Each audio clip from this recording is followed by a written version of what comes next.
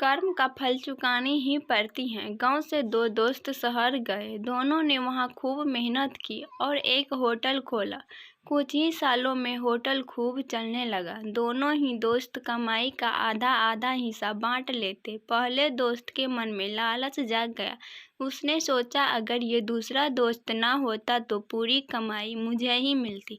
पहले दोस्त ने लालच में आकर दूसरे दोस्त को जहर दे दिया जिससे उसकी मौत हो गई। पहला दोस्त खुशी से रहने लगा। उसने शहर में कई जमीनें खरीद ली और शान से रहने लगा।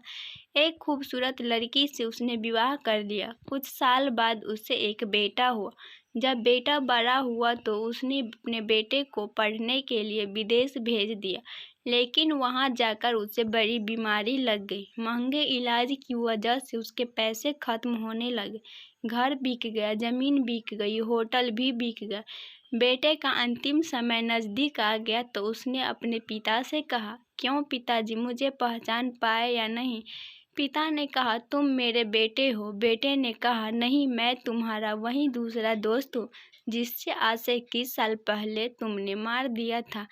मैं अपना हिस्सा लेने तुम्हारा बेटा बनकर आया था। मेरा हिस्सा पूरा हुआ, अब मैं चला। सीख, दूसरे का हक खाकर दूसरे को तकलीफ पहुंचाकर हासिल किए हुए सुख की कीमत ब्याज सहित चुकानी पड़ती है।